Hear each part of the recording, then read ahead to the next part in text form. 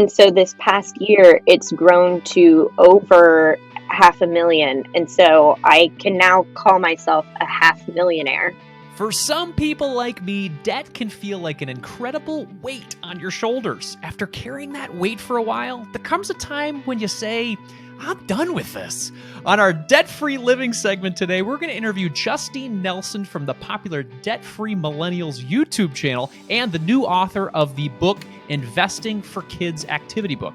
Justine became debt-free after paying off over $35,000 of debt in just over 2 years.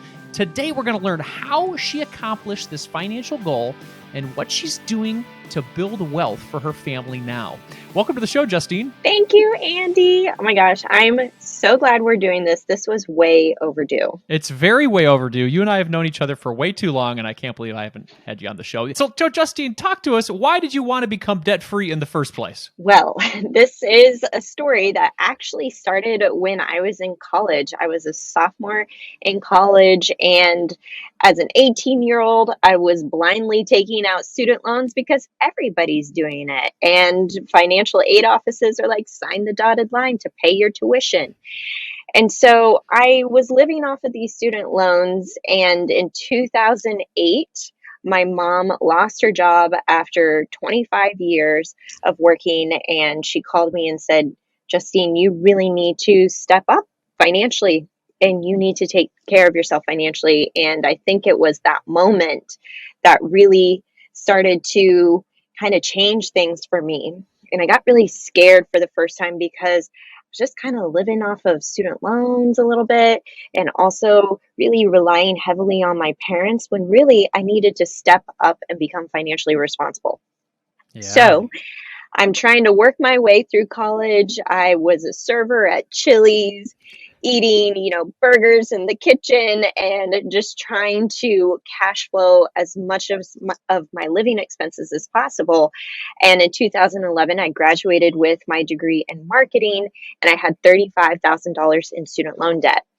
So my very first job, I was making $10 an hour at an advertising agency. And that's when I got the student loan notifications in the mail that said I owed the Department of Education, the government, $253 per month. And I thought to myself, there's no way I could do this and do all the things that I wanted, such as, go to the happy hours, do the sushi dates, do the cocktails, travel.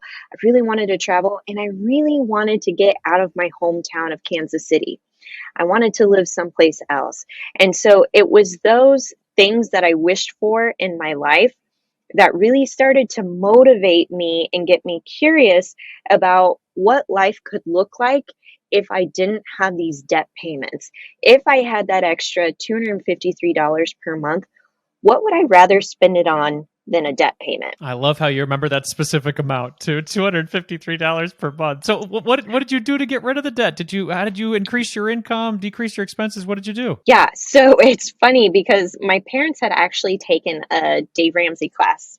And we know Dave Ramsey, a personal finance expert who's been around a long time. And I had read one of his books and I thought, okay, this whole budgeting thing I can get on board with. So I started to create a written budget. The number one tool that helped me pay off all of that debt is a written budget, a plan for my money, the income that was coming in, the expenses going out, and then also really focusing on how much extra I could put towards those debt payments. Now, in the span of about 2.5 years, 2 years and 5 months, I started off making $10 an hour.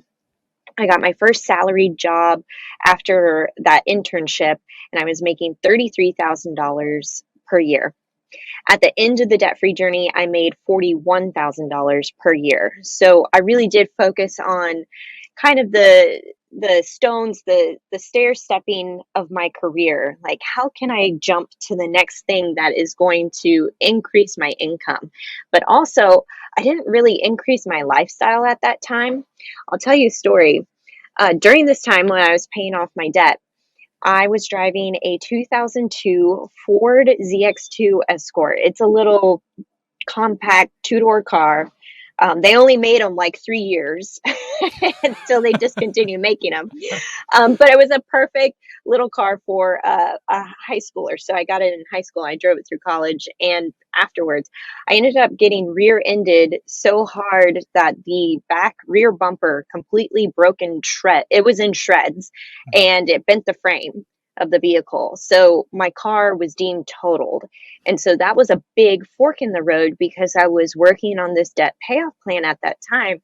And so it was almost like, do I take the salvage title and the cash payout that the insurance company is giving me? And do I use that to either like put a down payment on a new car and get a car loan? Or do I take that money and put it towards the debt and drive a beater? And so if you follow Debt Free Millennials, you know which path I chose. I ended up taking the salvage title, taking the cash payout, and I continued to drive that car without a bumper. I don't know if this is very safe, but I did drive it without a bumper for about 3 months. And then my dad and I went to a U Pull It junkyard. It's these types of junkyards where you go in and you basically walk up and down and kind of see what parts are available from these junk cars or cars that have got in car accidents.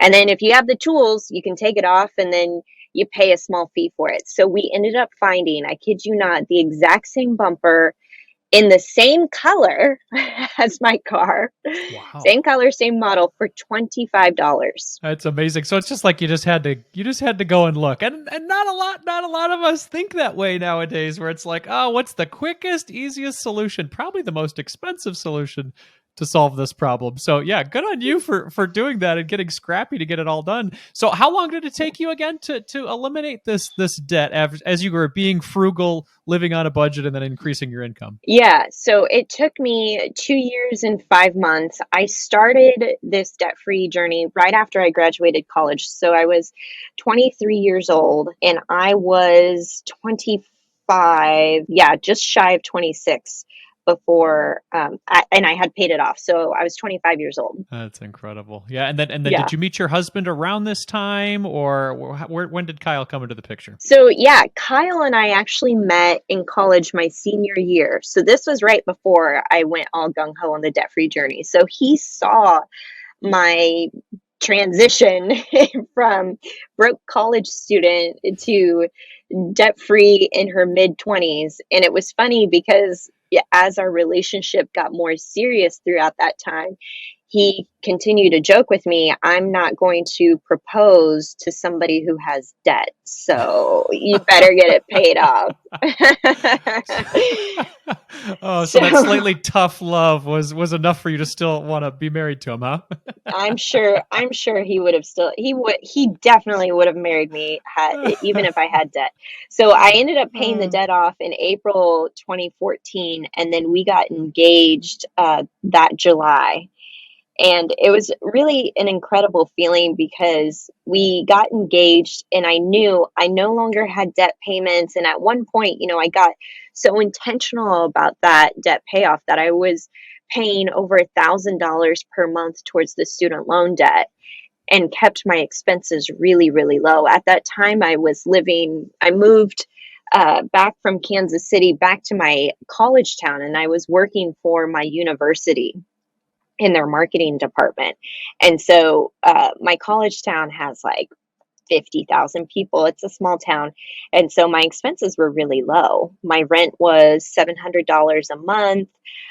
My groceries, was no more than $150 a month.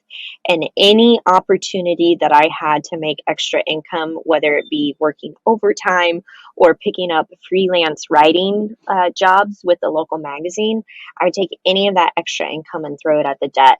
But what was cool about all that is that once I became debt free and we got engaged, I knew that I had so much freed up money that I could put towards paying towards a really nice wedding. so you guys got the nice wedding, and you started to become a married couple. Did that, I guess, frugality, the ability for you to pay attention to your money, keeping that gap, large between your income and expenses, Did that help you continue to build wealth for your new family? Absolutely. And I think because of that, we were able to move from small town Kansas to San Diego, California. My husband got a job out there, and it allowed me to pivot from this corporate marketing job, which I was good at, but wasn't really passionate about. And it allowed me to pivot into starting my own business and really building up my own brand with debt-free millennials and teaching millennials how to pay off debt and live payment free. And I think those are the things that allowed us to really focus the money towards things like investing and build up our net worth. We also had a baby a year and a half ago. So we have this new baby, and it's really fun to know that we have the finances to support her and also to give her financial knowledge that we want to pass down to her and maybe to another kid someday. I love that. That's incredible. So how has your net worth grown from when you became debt free to where you are today? Oh my gosh. Okay, so I was thinking about this, when when I got out of the negative net worth and Mm-hmm. started building, it's only, $500, $1,000, and it's a couple $1,000s because you're able to put more towards investing vehicles like a 401k or a 403b. I got curious about different investment types like traditional IRAs or Roth IRAs. A great book that I read is The Simple Path to Wealth by J.L. Collins. It is a book that I continue to look up information throughout my years of investing. I will continue to refer back to that book because he gives you the process of these are the step by step, these are the investment vehicles you should look at. So I remember looking at my net worth and it was like $40,000. Now that Kyle and I have combined forces, which is great about being in a relationship like this and being married, is that we could really, double down on our efforts. So last year, I was just taking a look at this because I track my net worth in Personal Capital. And I think you use that too, right? I do. Yeah. It's a sponsor of the show. Absolutely. Thank you, Personal Capital, because your net worth tracker is amazing. Last year in 2021, I had seen in January 2021, we were at just under 400K. I've never shared Wow. this on my channel, so this is an exclusive, Andy, for Marriage, Kids, and Money. I'll I've never take it. shared this. Thank you, Justine.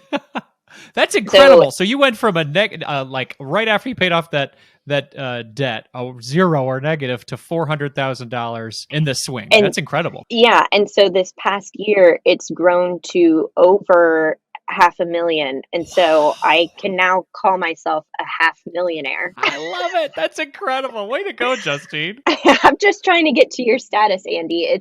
It's very encouraging to see other families who can hit, the six-figure status, and just hearing about their journeys. It helps Kyle and I to stay on the path of continuing to max out employer sponsored retirement plans. That is one of the easiest ways that you can build wealth, is by taking advantage of other employer sponsored retirement plans. Yeah, absolutely. And it just compounds over time. So I know you and Kyle are going to blow me and Nicole out of the water because we did it at 38 and you guys are what, in your young 30s? I just turned 34. Okay. So Yep. we'll Then the see. race is on, girl. Let's do it. I've got some work to do.